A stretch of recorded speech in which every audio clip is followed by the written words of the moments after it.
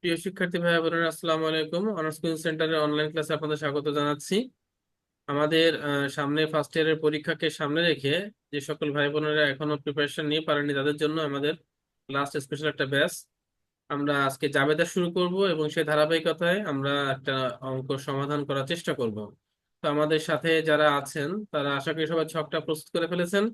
আর আপনারা যারা এই ক্লাসটি পরবর্তী অনলাইনে দেখবেন, অবশ্যই সবাই শেয়ার করবেন যাতে করে আপনাদের বন্ধু বান্ধবরা এই ক্লাসটি দেখে উপকৃত হতে পারে। তাহলে আমরা অঙ্কটা শুরু করি নাকি? ওকে, ফাইন। দেখেন, প্রথমে এন্ট্রি আছে অ্যাকসেপ্টেন্স গিভেন। এখানে কিন্তু আমি বলছি, এখানে কিন্তু আমি নর্মাল বা অর্ডিনারি কোনো এন্ট্রি আনিনি যে মালিক ইনভেস্ট করছে ক্যাশ ক্যাপিটাল বা ফার্নিচার কিনছে, ইকুইপমেন্ট। আমি একটু ভিন্ন ধরনের কিছু এন্ট্রি নিয়ে এসেছি। হ্যাঁ, যেগুলো পরীক্ষা আসার মতো। আর আমরা নমিনাল কিছু অঙ্ক আমরা করব। দেখেন, এই যে শীটটা, এই শীটে অনেক অঙ্ক। এই শীটটা আপনাদের গ্রুপে আমি দিয়ে দেবো, আপনারা ডাউনলোড করে নেবেন। এই অঙ্কগুলি ইম্পর্টেন্ট, সলিউশন করে দেওয়া আছে, প্রত্যেকটা অঙ্কে সলিউশন করে দেওয়া আছে, আপনারা দেখবেন। কারণ একটা জিনিস মনে রাখবেন, আমরা কিন্তু ক্লাসে যদি সরাসরি অঙ্ক করব ঠিক আছে, কিন্তু হাতে কলমে অঙ্ক করলে কিন্তু বেশি এগোতে পারবো না। একটা অঙ্ক করতে যে সময় লাগবে, যদি সেই সময়টুকু আমি আপনাকে অঙ্ক বোঝাই, কমপক্ষে 5টা অঙ্ক বোঝাই দিতে পারবো।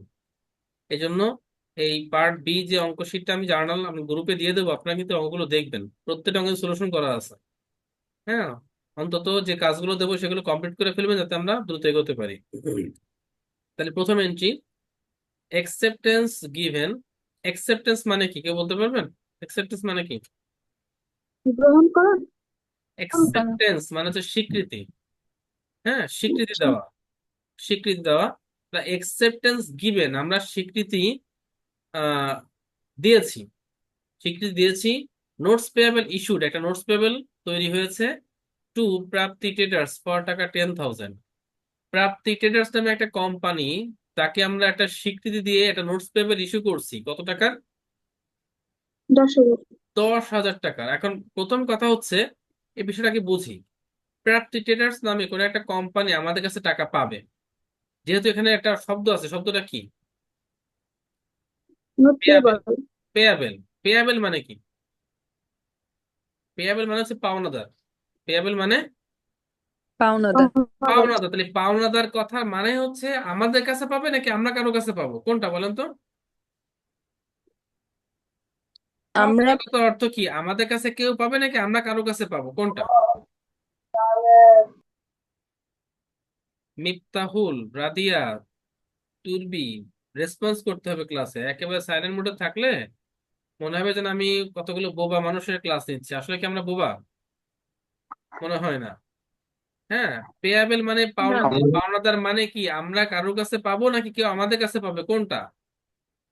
কেউ আমরা পাবো। আমাদের কাছে আমরা পাবো। আমাদের কাছে পাবে। কোনো একটা পক্ষ আমাদের কাছে পাবে, তারাই তো আমাদের পাওনাদার নাকি? হুম, তাহলে পাওনাদারটা আমাদের জন্য দায় না সম্পদ? নিঃসন্দেহে দায়। পাওনাদার নিঃসন্দেহে আমার জন্য দায়, নিঃসন্দেহে দায়।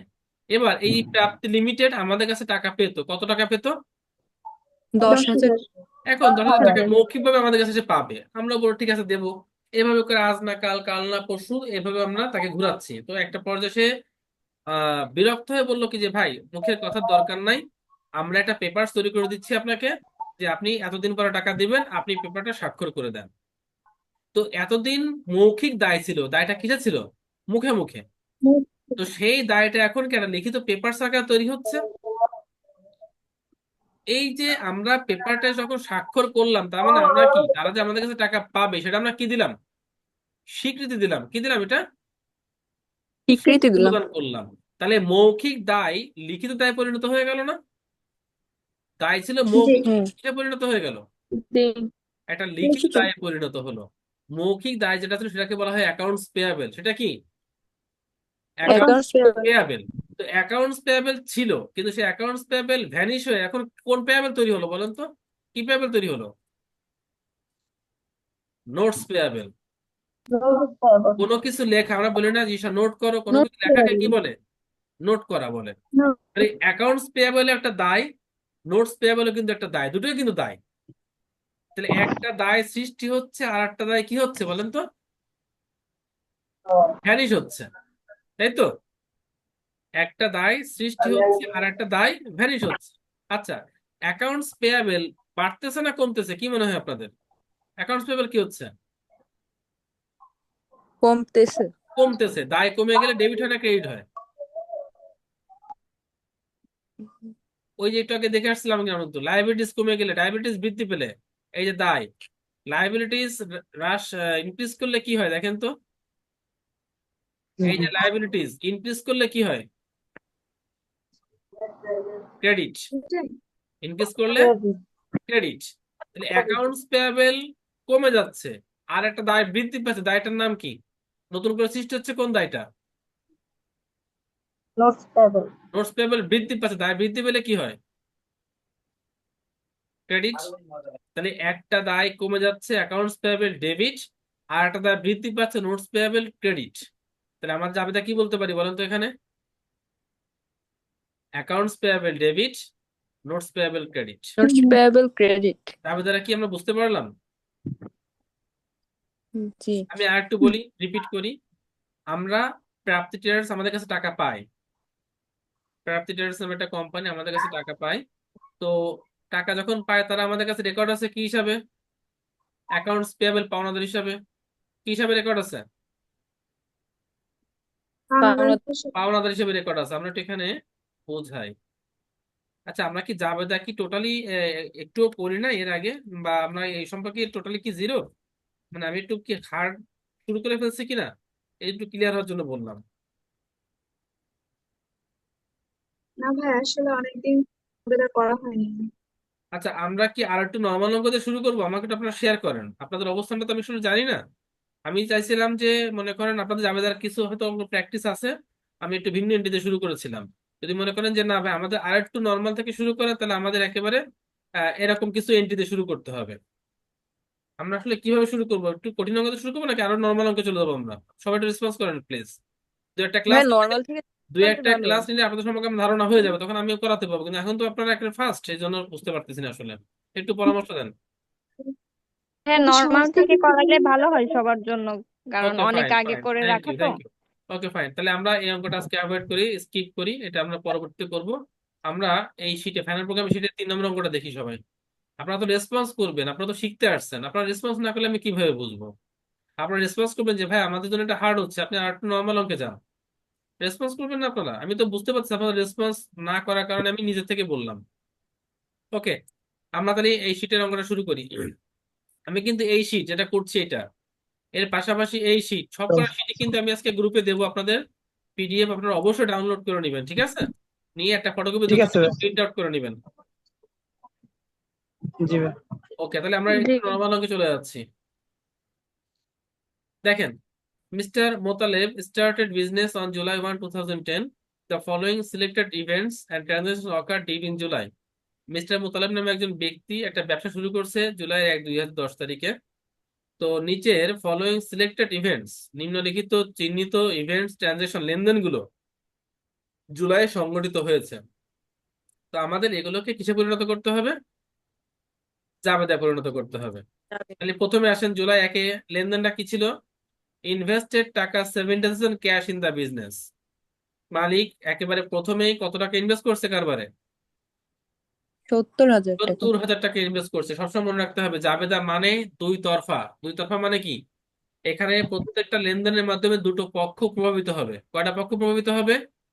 দুটো পক্ষ। দুটো পক্ষ দুইটা পক্ষ, অবশ্যই প্রভাবিত দুইটা হবে, পক্ষ। এবং সেই প্রভাবের মাধ্যমে ডেবিট ক্রেডিট নির্ণয় হবে। কি নির্ণয় হবে? Debit debit credit. Credit.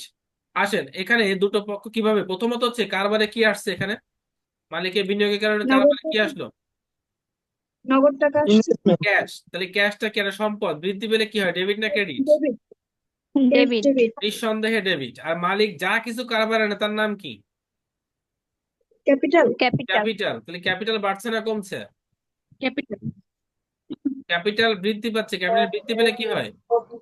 Credit. নিঃসন্দেহে ক্রেডিট। ওই যে এই ফর্মুলাটা মনে রাখতে হবে, এই 5টা জিনিস: asset, expense, liability, capital, revenue. এই 5টা কোনটা বৃদ্ধি পেলে হ্রাস পেলে কি হয়, এটা কিন্তু মুখস্থ ব্রেনে রাখতে হবে। ওকে, তাহলে এখানে আমাদের একদিকে ক্যাশ বৃদ্ধি পাচ্ছে, ক্যাশ ডেবিট, অন্যদিকে মালিকের মূলধন বৃদ্ধি পাচ্ছে, ক্যাপিটাল ক্রেডিট। আর একটা জিনিস মনে রাখবেন, উত্তোলন এবং মূলধন এই দুটো কার? মালিকের না? উত্তোলনটাও মালিকের, মূলধনটাও কার? মালিকের। এই জন্য যদি মালিকের। কারবারে মালিকের নাম উল্লেখ থাকে তাহলে অবশ্যই উত্তোলন এবং মূলধনের আগে মালিকের নাম ব্যবহার করতে হয়। কথা কি ক্লিয়ার? তাহলে জাবেদা হচ্ছে ক্যাশ ডেবিট মোতালেবস ক্যাপিটাল ক্রেডিট। আমরা চলে যাচ্ছি জাবেদায় জুলাই 1। তাহলে এখানে আমাদের নামটা পরিবর্তন হবে, আমরা লিখবো মিস্টার মোতালেব। মিস্টার মোতালেব। আমাদের সাল হচ্ছে 2010, ডেট হচ্ছে জুলাই 1। তাহলে আমার জাবেদা কি করছি আমরা? প্রথম জাবেদা cash debit cash debit Motaleb's Motaleb capital capital credit. তবে এটা যে মনে রাখতে হবে, বাসায় প্র্যাকটিস করবেন। এই কারণে নর্মাল অঙ্ক কিন্তু আজকে শুরু, আজকে শেষ, পরের দিন কিন্তু নর্মাল অঙ্ক আর হবে না, তাহলে কিন্তু আমরা শেষ করতে পারবো না। হ্যাঁ, আজকে যে কটা বাসা কাজ দেবো প্রচুর প্র্যাকটিস করতে হবে। ওকে, কত টাকা ইনভেস্ট করছিল? 70,000 টাকা। 70,000। সরি, আমার তো আগের অঙ্ক মাথায় করতেছে। 10,000, 70,000 টাকা। আচ্ছা, এবার মনে রাখতে হবে আমাদের ফার্স্ট ইয়ারের জন্য কিন্তু এক্সপ্লেনেশন ম্যান্ডেটরি। জাবেদা এক্সপ্লেনেশন কি টু ম্যান্ডেটরি। রেকর্ড আর এক্সপ্লেনেশন লেখা খুব সহজ, খুব সহজ। এক্সপ্লেনেশন লেখা শুরু করব কি দিয়ে? To to record record. আমরা কেন রেকর্ড করছি না? তাহলে মাস্ট বি টু রেকর্ড লিখবো। টু রেকর্ড লেখার পরে যে ঘটনাটা আমি আমার মতো করে উপস্থাপন করব সহজ করে। এখানে ঘটনা কি ছিল? ঘটনা ছিল investment by owner. Investment by owner. Owner. Owner আর এই ব্যাখ্যাটা আপনি আপনার মতো করে লিখবেন। এইটাই যে লিখতে হবে এমন কোনো কথা নেই, আপনি আপনার মতো করে এটা উপস্থাপন করবেন। কথা ক্লিয়ার? তবে চেষ্টা না করবেন। বুঝলে তাহলে কি পুরো লাইনটা তুলে দেওয়া যাবে? হ্যাঁ, আবার বলেন। যদি কখনো সাজা লিখতে না পারি তাহলে কি এর জন্য আমি মার্কস কি কাটা লিখতে যাবে না, পারবো তবে শর্ত দুটো। Cash investment? হ্যাঁ, টু রেকর্ড ক্যাশ ইনভেস্টমেন্ট হয়ে গেল। শর্ত দুটো, ব্যাখ্যা মাস্ট বি লিখতে হবে, আর দ্বিতীয়ত হচ্ছে প্রাসঙ্গিকতা রাখতে হবে। ঠিক আছে? এই, এখানে কোনো গ্রামেটিক্যাল ভুলও নাই, আর কোনো ম্যান্ডেটরি কোনো বিষয়ও নাই। ঠিক আছে? আচ্ছা, আপনাদের হয়েছে আশা করি নাকি? আচ্ছা, নাম্বার জি। চলে আসতেছে। নাম্বার 4, পারচেস ল্যান্ড কস্টিং টাকা 40,000 ফর ক্যাশ। আমরা কি করে করছি দেখেন তো, এখানে কি করে করছি? কি করে করছি? ল্যান্ড ল্যান্ড, জমি। একটা জমি। তাহলে কি সম্পদ না দায়? সম্পদ না দায়? সম্পদ। সম্পদ কি বাড়ছে না কমছে? সম্পদ। বাড়ছে। সম্পদ বৃদ্ধি পেলে, উম, নগদ টাকা কমে যায়। সম্পত্তি বৃদ্ধি পেলে ডেবিট না ক্রেডিট সেটা আগে বলেন। সম্পত্তি বৃদ্ধি পেলে কি? ডেবিট। আর নগদে ক্রয়ের ডেবিট। কারণে নগদ চলে যাচ্ছে, নগদ কমে গেলে ক্রেডিট। ক্রেডিট। হ্যাঁ, দ্রুত হাত চালান। Land credit. Debit cash credit টাকা 40,000, দ্রুত হাত চালান। July 4, land debit cash credit.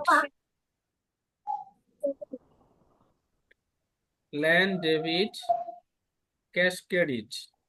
তাহলে এর ব্যাখ্যা কি লাগবে বলেন? টু রেকর্ড ল্যান্ড কস্টিং হ্যাঁ, fine fine. Two record land purchase 40,000 টাকা, অথবা 40,000 টাকা, অথবা টু রেকর্ড ল্যান্ড, শুধু ল্যান্ড তাও হবে। এখানে কোনো ভুল নাই, শুধুমাত্র ওই যে প্রাসঙ্গিকতা ধরে রাখতে হবে। Two record land purchase.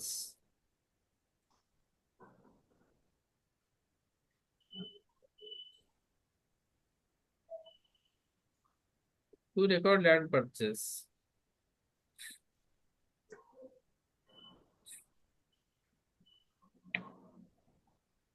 আচ্ছা, এরপরে আপনাদের প্রশ্ন থাকলে কিন্তু প্রশ্ন করবেন। হ্যাঁ, আমি একটু দ্রুত, সময় নাই বেশি। Number 8, incurred advertising expense of টাকা 1,000 অন অ্যাকাউন্ট। কিছু শব্দ লিখে রাখবেন। অন অ্যাকাউন্ট, অন ক্রেডিট, এই শব্দগুলো মানে হচ্ছে ধারে বাকিতে। বা বাকিতে। হ্যাঁ, ধারে বা বাকিতে। তাহলে আমরা বিজ্ঞাপন দিচ্ছি। কত টাকা বিজ্ঞাপন দিচ্ছি? 1,000 1,000 টাকা। টাকা। তাহলে প্রথম কথা হচ্ছে বিজ্ঞাপনটা আমাদের জন্য কি আয়, দায়, সম্পদ নাকি ব্যয়? কি এটা? হচ্ছে ব্যয়। ব্যয়। এটা বলাই আছে এক্সপেন্স মানে ব্যয়। তাহলে ব্যয় কি বৃদ্ধি পাচ্ছে না হ্রাস পাচ্ছে? ব্যয় বৃদ্ধি পাচ্ছে। হচ্ছে নিঃসন্দেহে ব্যয় বৃদ্ধি পাচ্ছে। ব্যয় বৃদ্ধি পেলে কি হয়? ডেবিট না ক্রেডিট? ডেবিট। নিঃসন্দেহে ব্যয় ডেবিট। বৃদ্ধি পেলে ডেবিট, অ্যাডভার্টাইজিং এক্সপেন্স ডেবিট, এটা কোনো ডাউট আছে? না, এবার দ্বিতীয়ত হচ্ছে বিজ্ঞাপনটা হচ্ছে কি নগদে না বাকিতে? বাকিতে। বাকিতে হলে আমাদের কাছ থেকে ক্যাশে কোনো প্রভাব পড়তেছে না। না। সেক্ষেত্রে আমাদের কাছে পাওনাদার বৃদ্ধি পাচ্ছে, কারণ যারা আমাদের বিজ্ঞাপন দিয়েছে ওদেরকে আমরা টাকা দিই নাই, ওদেরকে আমরা টাকা দেই দিই না, নাই। তাহলে তাহলে টাকা অ্যাকাউন্ট তারা আমাদের কাছে টাকা পাবে, যারা পাবে তাদেরকে আমরা কি বলি? অ্যাকাউন্ট পাওনাদার। পেবল। তাহলে পাওনাদার কি আমার দায় না সম্পদ? দায়। দায়। পাওনা নিঃসন্দেহে দায়। দায় দায় কি বৃদ্ধি পাচ্ছে না হ্রাস পাচ্ছে? বৃদ্ধি বৃদ্ধি হচ্ছে। পাচ্ছে। তাই দায় বৃদ্ধি পেলে কি হয়? ক্রেডিট। ক্রেডিট। তাহলে আমার যাবে হচ্ছে ক্রেডিট। অ্যাডভার্টাইজিং এক্সপেন্স ডেবিট আর অ্যাকাউন্টস পেয়াবেল ক্রেডিট। তবে একটা কথা আছে, কথা হচ্ছে অ্যাকাউন্টস পেয়াবেল দায় হিসেবে রেকর্ড হয় শুধুমাত্র ক্রয়ের ক্ষেত্রে। কোন ক্ষেত্রে? ক্রয়ের ক্ষেত্রে। ক্রয়ের ক্ষেত্রে। অন্য সকল বাকি খরচের ক্ষেত্রে সেই খরচের পেয়াবেল কে ক্রেডিট করতে হয়, যেমন অ্যাডভার্টাইজিং এক্সপেন্স ডেবিট আর অ্যাডভার্টাইজিং পেয়াবেল ক্রেডিট। যদি রেন্ট বকেয়া হয়, rent expense debit, rent payable credit. যদি ইন্টারেস্ট বকেয়া হয়, interest expense debit, interest payable credit. Accounts payable শুধুমাত্র ক্রেডিট করতে হয় কখন? কারবারের মূল ব্যয় বকেয়া হইলে। একটা কারবারের মূল ব্যয় কি বলেন তো? ক্রয়। একটা কারবারের মূল ব্যয় কি? ক্রয়, ক্রয়। ক্রয়। পারচেজ। পণ্য ক্রয় না করলে আপনি ব্যবসা করতে পারবেন? না। বিজ্ঞাপন না দিয়েও কিন্তু ব্যবসা করা যায়, যায় না? যায় কিনা? দেয়। যায়, কিন্তু পণ্য ক্রয় না করলে আপনি বিক্রি করবেন কি? এই জন্য শুধুমাত্র পারচেজ বকেয়ার ক্ষেত্রে অ্যাকাউন্টস পেমেন্টটা ব্যবহার করা ভালো। তাহলে আমার যাবে হচ্ছে advertising expense debit, advertising payable credit. কোনো প্রশ্ন আছে? তাহলে না জুলাই ভাইয়া। 8, জুলাই 8 না, চলে যাচ্ছি আমরা। July 8 advertising expense debit. Account payable credit. Advertising expense debit, advertising payable credit.